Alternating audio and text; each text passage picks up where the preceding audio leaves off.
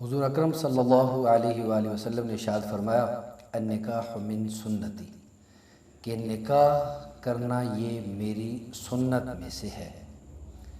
اور صرف یہ حضور پاک صلی اللہ علیہ وسلم کی سنت نہیں ہے، بلکہ آپ صلی اللہ علیہ وآلہ وسلم نے ارشاد فرمایا اربع من سنن المرسلین، انبیاء علیہم السلام کی سنتوں میں سے 4 سنتیں ایسی ہیں جو سارے نبیوں کی سنت ہے، سارے نبیوں کی سنت ہے۔ ان میں سے ایک سنت مسواک کرنا، دوسری سنت ختنہ کرانا، تیسری سنت خوشبو لگانا اور چوتھی سنت نکاح کرنا۔ تو اب حضور پاک صلی اللہ علیہ وسلم کی بھی یہ سنت ہے اور باقی انبیاء علیہم السلام کی بھی یہ سنت ہے۔ تو اب حضور پاک صلی اللہ علیہ وسلم کی سنت اور تمام نبیوں کی سنت، اس سے اس کا درجہ اور زیادہ بڑھ گیا۔ آپ اس سے اندازہ لگائیے یہ کتنی بڑی عبادت ہوگی کہ نکاح کرنا حضور پاک صلی اللہ علیہ وسلم کی بھی سنت ہے اور باقی انبیاء علیہم السلام کی بھی سنت ہے۔ اور حضور پاک صلی اللہ علیہ وسلم نے ارشاد فرمایا فمن رغب عن سنتی فلیس منی، جو میری سنت سے اعراض کرے پس وہ مجھ میں سے نہیں، مجھ سے نہیں ہے۔ یہ صرف اس سنت کے متعلق نہیں فرمایا، بلکہ تمام حضور پاک صلی اللہ علیہ وسلم کی جو سنتیں ہیں ان سب کے بارے میں حضور پاک صلی اللہ علیہ وسلم نے ارشاد فرمایا کہ جو میری سنت کے اعراض کرے یعنی سنت کو چھوڑے وہ مجھ میں سے نہیں ہے۔ تو گویا حضور پاک صلی اللہ علیہ وسلم نے ناراضگی کا اظہار فرمایا ہے جو حضور پاک صلی اللہ علیہ وسلم کی سنت پر نہ چلے۔ تو اب نکاح بھی حضور کی سنت ہے، تو گویا آپ صلی اللہ علیہ وسلم کی جو اس سنت کو بھی چھوڑے گا بغیر کسی عذر کے تو وہ بھی حضور پاک صلی اللہ علیہ وسلم کی سنت کو چھوڑنے والا ہوگا۔ نکاح یہ ایک عبادت ہے، اسلام نے اس کو عبادت کا مقام دیا ہے، اور حضور پاک صلی اللہ علیہ وسلم نے فرمایا النکاح نصف الایمان، نکاح جو ہے یہ نصف ایمان ہے، نصف ایمان ہے۔ اور جو نوجوان نکاح کرتا ہے فرمایا کہ اللہ تعالیٰ اس کو اجر بھی اس کا بڑھا دیتے ہیں۔ مثال کے طور پر ایک آدمی نکاح کرتا ہے تو فرمایا نکاح کے بعد جب وہ نماز پڑھے گا تو ایک نماز پر اسے 21 نمازیں پڑھنے کا ثواب ملے گا۔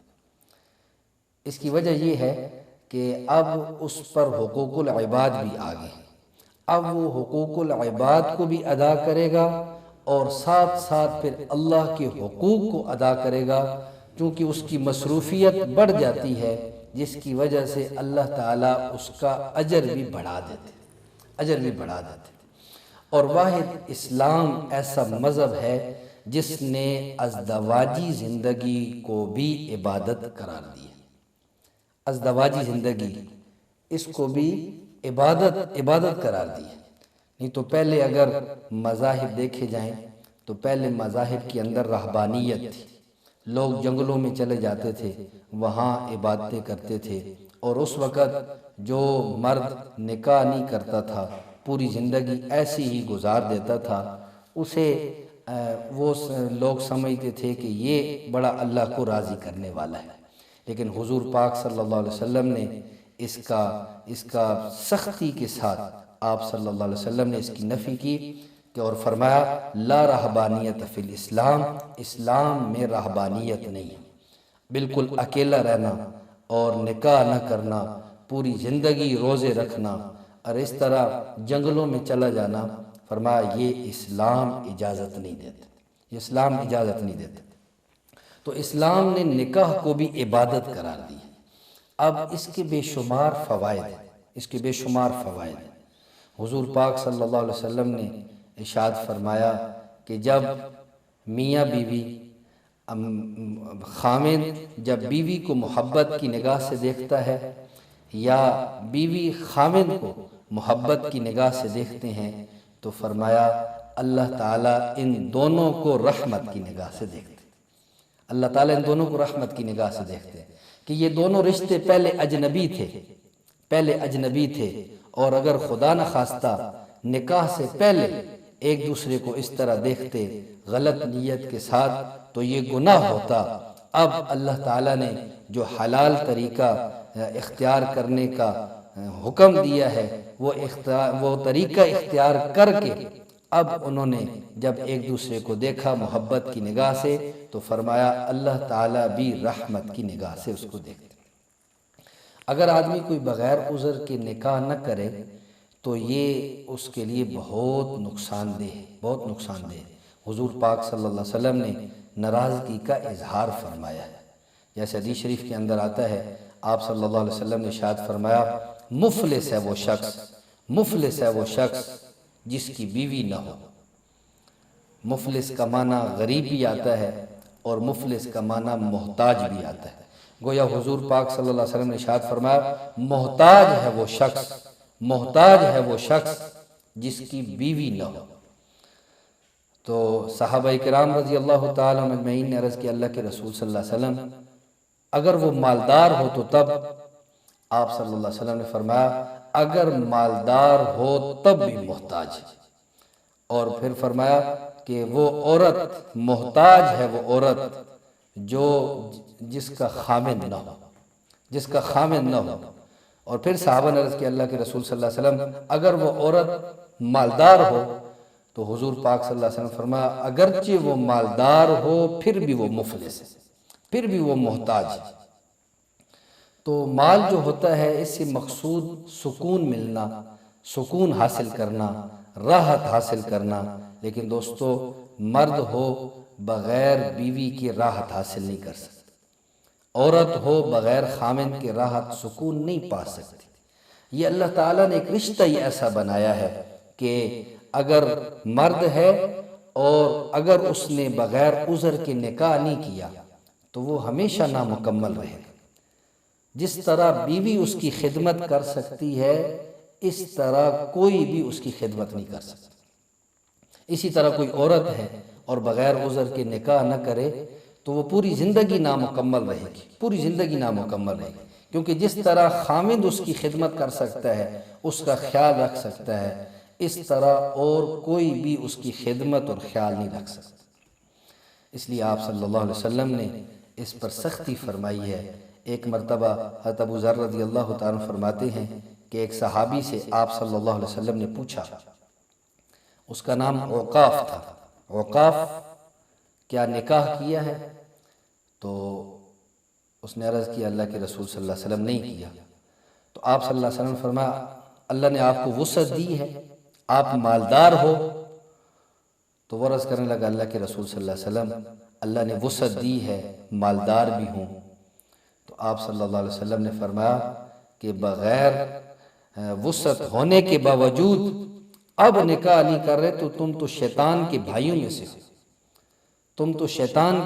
میں سے ہو، اور حضور پاک صلی اللہ علیہ وسلم نے ارشاد فرمایا، بڑی لمبی حدیث ہے، آپ صلی اللہ علیہ وسلم نے ارشاد فرمایا کہ سب سے برا شخص وہ ہے جو اللہ تعالیٰ نے اس کو نکاح کرنے کے اسباب مہیا کی ہوں لیکن پھر بھی وہ نکاح نہ کرے، اور مرنے والوں میں بھی سب سے برا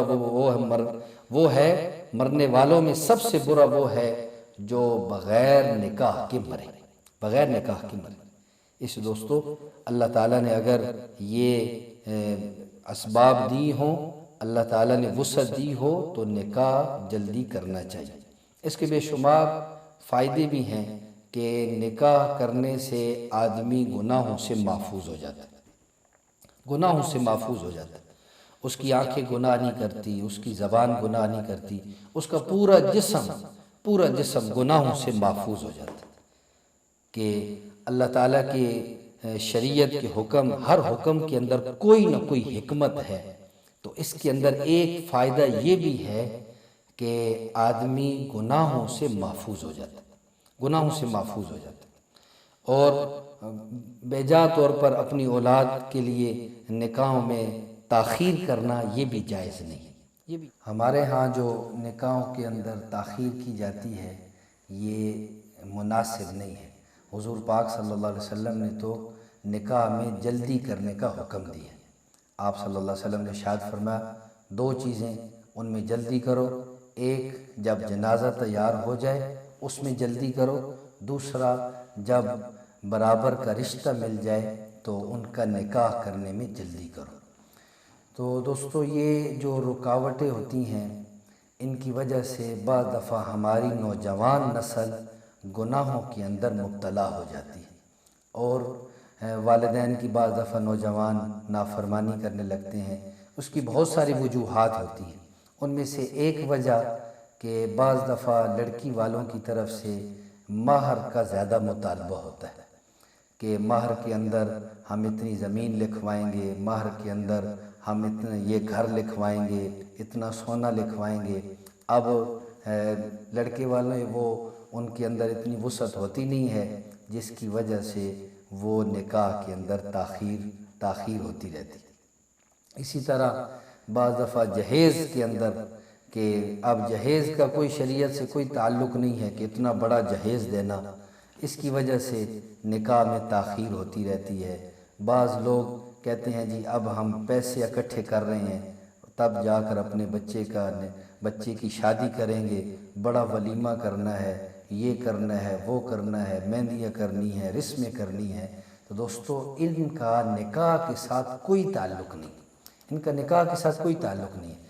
ان کی وجہ سے جب نکاح میں تاخیر ہوتی ہے تو بہت سارے جرائم وہ جنم لیتے ہیں کہ جس طرح ہم واقعات سنتے رہتے ہیں۔ بعض دفعہ گھروں سے لڑکیاں بھاگ جاتی ہیں، لڑکے جا کر کورٹ میں نکاح کر لیتے ہیں۔ تو یہ سارے کے سارے جرائم اس وجہ سے ہوتے ہیں جب نکاح کے اندر تاخیر کی جاتی ہے، جب نکاح کے اندر تاخیر کی جاتی ہے۔ اسی دوستو بعض لوگ کہتے ہیں جی بس ہمارا جو بیٹا ہے وہ ابھی تو وہ اس کی کوئی نوکری نہیں لگی ہے، وہ کوئی کمانے کے لائق ہوگا، اپنے قدموں پہ کھڑا ہوگا تب ہم اس کا نکاح کریں گے۔ تو دوستو یہ باتیں جو ہے نا، یہ شریعت کے اندر اس کی کوئی اہمیت نہیں ہے، کیونکہ رزق تو اللہ کی ذات نے دینا ہے۔ آپ صلی اللہ علیہ وسلم کے پاس ایک آدمی آیا، اس نے اللہ کے رسول صلی اللہ علیہ وسلم سے عرض کیا کہ یا رسول اللہ صلی اللہ علیہ وسلم تنگی بہت ہے۔ آپ صلی اللہ علیہ وسلم نے ارشاد فرمایا نکاح کر لو۔ تو اب تو وہ تو حضور پاک صلی اللہ علیہ وسلم کے فرمان پر پورا یقین رکھتے تھے، تو آپ صلی اللہ علیہ وسلم نے کیا فرمایا؟ نکاح کر لو۔ ہمارے جیسا کوئی ہوتا تو وہ کہتا پہلے اپنا نہیں گزارا چل رہا اور آپ فرما رہے کہ نکاح کر لو، لیکن ان کو حضور پاک صلی اللہ علیہ وسلم کے فرمان پر پورا یقین تھا کہ یہی میرے لیے فائدہ مند ہے، انہیں فوراً جا کر نکاح کر لیا۔ کچھ دنوں کے بعد حضور پاک صلی اللہ علیہ وسلم سے ملاقات ہوئی، آپ صلی اللہ علیہ وسلم نے ارشاد فرمایا کہ کیا بنا؟ میں اللہ کے رسول صلی اللہ علیہ وسلم تنگی ختم ہوئی ہے لیکن پوری طرح ابھی تک ختم نہیں ہوئی، وسعت آئی ہے لیکن ابھی تک تھوڑی وسعت آئی ہے۔ تو آپ صلی اللہ علیہ وسلم نے ارشاد فرمایا کہ دوسرا نکاح کر لو، دوسرا نکاح کر لو۔ تو اس صحابی نے جا کر دوسرا نکاح کر لیا۔ پھر آپ صلی اللہ علیہ وسلم نے کسی موقع پر پوچھا کہ آپ بتاؤ کیا صورتحال ہے؟ تو وہ صحابی عرض کرنا کہ اللہ کے رسول صلی اللہ علیہ وسلم ابھی تو اللہ تعالیٰ نے وسعت کے دروازے کھول دیے، اللہ تعالیٰ نے وسعت کے دروازے کھول دیے۔ تو دوستو جب نکاح سے آدمی گناہوں سے بچتا ہے نا، جو ہمارے رزق کے اندر برکت نہیں ہوتی نا، اس کی ایک وجہ گناہ بھی ہے۔ تو جب گناہوں سے نکاح کے ذریعے سے گناہوں سے بچے گا تو اللہ تعالیٰ مال کے اندر برکت عطا فرما دے گا۔ اس لیے شادی جتنی سادی ہوگی اتنی سکون والی بھی ہوگی، جس کے اندر رسم و رواج ہیں، مہندیاں ہیں، بڑے بڑے ولیمے ہیں، دوسروں سے قرضے لے کر ولیمے کرنا اور بڑے بڑے جہیز دینا۔ ایسی شادیوں میں دوستو سکون کی دولت نہیں ملتی، سکون کی دولت نہیں ملتی۔ آپ صلی اللہ علیہ وسلم نے بھی اپنی بیٹیوں کے نکاح کی ہیں۔ حضرت فاطمہ رضی اللہ تعالی عنہ کا اب نکاح کا واقعہ سنیے، کیسے نکاح کی، کیسے سادگی کے ساتھ نکاح کی۔ حضرت فاطمہ رضی اللہ تعالی عنہ کتابوں میں آتا ہے 15.5 سال عمر ہوئی تو رشتوں کے پیغامات آنا شروع ہوئے۔ حضرت علی رضی اللہ تعالی عنہ نے خود حضور پاک صلی اللہ علیہ وسلم سے عرض کی، گزارش کی کہ اپنی بیٹی کا نکاح مجھ سے فرما دیں، مجھے یہ سعادت بخش دیں کہ آپ کی بیٹی کے ساتھ میرا نکاح ہو جائے۔ تو حضور پاک صلی اللہ علیہ وسلم نے اللہ کے حکم سے حضرت علی رضی اللہ تعالی عنہ کی اس درخواست کو قبول فرما لی، اور کوئی لمبی بارات نہیں آئی۔ حضور پاک صلی اللہ علیہ وسلم نے حضرت انس رضی اللہ تعالی عنہ کو بھیجا، فرمایا انس جاؤ، ابو بکر، عمر، عثمان، طلحہ اور کچھ انصاری صحابہ کو بلا کے لیا۔ یہ صحابہ تشریف لے آئے، حضور پاک صلی اللہ علیہ وسلم نے خطبہ پڑھا، آپ صلی اللہ علیہ وسلم نے نکاح کرایا، اور ایک تھال کے اندر چھوارے تھے، آپ صلی اللہ علیہ وسلم نے وہ تقسیم فرما دی۔ اور جب شام ہوئی تو حضرت ام ایمن رضی اللہ تعالیٰ عنہ سے فرمایا کہ اے ام ایمن، یہ میری بیٹی فاطمہ کو علی رضی اللہ تعالیٰ کے گھر میں چھوڑو۔ نہ کوئی بارات آئی اور نہ کوئی باراتی دلہن کو لے کر گئے، اتنی سادگی کے ساتھ حضور پاک صلی اللہ علیہ وسلم نے اپنی بیٹی کا نکاح کیا، اور وہ بیٹی جو جنتی عورتوں کی سردار ہے، حضرت علی رضی اللہ تعالیٰ شیر خدا ہے۔ انہوں نے دوسرے دن ولیمہ کیا، جو تھوڑا سا مال پاس موجود تھا، اور اس سے تھوڑا سا چند سا کشمش اور جو کی روٹی اور کچھ کھجوریں تھیں، ان کھجوروں کے ساتھ حضرت علی رضی اللہ تعالی عنہ نے چند صحابہ کرام رضوان اللہ تعالی علیہ مجمعین کا ولیمہ کر دیا۔ تو اس طرح یہ لوگ جو دنیا کے اندر سب سے عظمت والے ہیں، سب سے مبارک لوگ ہیں، ان کا اس طرح نکاح ہوا، اس طرح ان کا ولیمہ ہوا۔